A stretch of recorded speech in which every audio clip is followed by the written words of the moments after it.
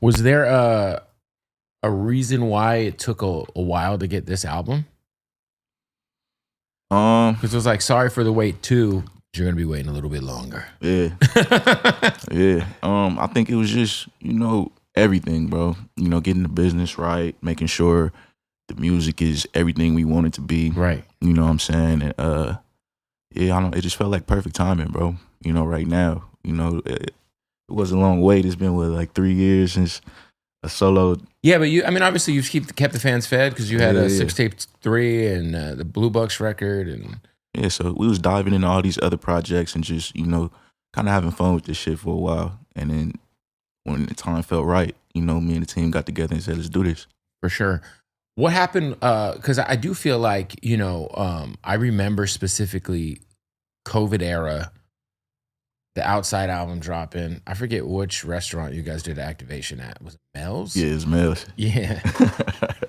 But, it felt like Def Jam had finally figured out this West Coast thing with you and, obviously didn't end up working out. But what do you think what ended up happening with the Def Jam situation? Did it just you just moved on, deal was up, or what happened? Yeah, with Def Jam, it really was, I don't know, it kind of just, everything kind of just folded, It wasn't oh yeah, we need you to get the fuck out of here. You know what I'm saying? It was more so just, just go flourish, bro. They kind of just, I don't want to speak on too much of their business, but yeah, like a lot of us.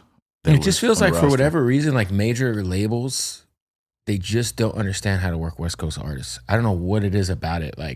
It's sometimes it's deflating because you'll be like, yo, Atlantic Records has had Ty Dolla $ign for so long. It's like, how the fuck do you not know what to do with Ty Dolla $ign? But then he goes off and does this Vultures album and fucking has the #1 song in the country. And it ain't got shit to do with his label. It's really got to do with him and Ye. Yeah. And, it's just, I think about that. Even Roddy recently, I'm like, fuck, man, when is the Navy coming out, dog? Let's not overthink this shit. Just put the music out. Yeah. But I don't know what it is, man. It feels like, I know a lot of these labels are New York based, but I don't know, man. It's just it just feels like there's a disconnect between these major labels and West Coast artists sometimes. Yeah, facts. I feel like a lot of everything plays a part. The sonics play a part. The tempos, something as small as a tempo play a part. You know what I mean? But I feel like one West Coast artist we never really highlight, and I don't even know if he really highlights it himself, is Yeat. Yeah, he's from Irvine. Portland. Where is he from? Irvine. He's from Irvine? I thought he was from Portland. Yo, also, we gotta give it up to Doja Cat. Yeah, Doja. I love Doja. For sure. And she can rap her ass off. Yeah, sometimes we just be forgetting that Doja Cat will outbar everybody. Bro, Doja I tell niggas beast. this, bro. I'm like, Doja Cat got She bars. will eat your ass up. Let's not get it fucked up. Nah, Doja fire. She is incredible. How have you felt has there been a tide turning since the pop out and I guess kind of the light that Kendrick, I guess, kind of brought to a new generation of these LA artists? Have you felt that tide turning in terms of just the respect and maybe the opportunity that people are getting? Yeah, of course. I feel like as a coast in general, you know what I'm saying? We all look really unified, you know what I'm saying? And more so, I love how he put them artists on his album. It's just, people kind of look at us different, Yeah. Especially traveling, they hear you a LA rapper, or if they know, it's kind of just on you. You just carry that jacket now, you know what I mean? So, yeah, I feel it. Do you feel because I feel like there was, I remember Head was saying this, now that we have this moment, everybody got to fucking deliver though. Yeah. You got to move with intent. Yeah. You know what I'm saying? And I feel like there's been a few artists who have really kind of I feel like Peso's done a really good job of taking that opportunity, just going crazy. Yeah. Chike going crazy. Yeah. AZ Chike, man. Whew, shout out to Chike. For sure. And Chike's kind of like a new OG. Yeah. You know what I mean? It ain't Chike's been around, dog. Yeah. Hell yeah. I just feel like it's a good time for LA hip hop, man. I love Rucci just dropped. You're going crazy. Blast.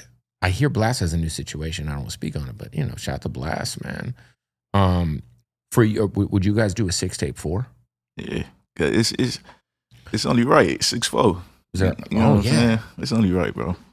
Is that something you guys already like? Is like the paperwork dry on that? Or I feel like it's easier for him to move around now. If what I'm hearing is correct. I mean, me and Blast, bro, we just get in there and we just make the music, bro. Like once it's time for it, we just get in there and do it. I want to ask you, man, because the first time I had ever heard of you, well, not necessarily heard of you, because I had heard of you, but the first time I had ever really had any sort of like idea of who you were, like, and how serious of a person you were. There was an engineer of mine who, I don't know what ended up happening, but nonetheless, some guys you were with shaved his eyebrows off, according to him. He could have been lying. And I'm like, this Bino guy's serious. This was probably like 6 years ago. But fast forward, you've matured so much, and I feel like in today's media landscape, we have so much of what was sacred in terms of some of the culture that is LA driven in terms of, you know, whatever affiliations and politics and all that. And I feel like it's so openly discussed and outwardly on these podcasts, on TikTok. And like, I just wonder, like, having the background you have, how do you kind of feel about, you know, I guess the commercialization, the podcast era of like, of the gang shit? I mean, no disrespect to the guys that do that, but you ain't never seen me on there. No, I know. That's what I'm saying. Yeah, like, I just wonder, because it's like, it's just crazy. It's like, to me, it's like, you see so much shit getting like worked out on the internet. Yeah. And it's like somebody gets a mic put in front of them, and they just leave all of their code behind. They're just like, yo, give me all this clout, bro. I need this clout. Yeah, I really ain't into that, bro. Like, internet shit, period. I barely post on socials. Like, the homies.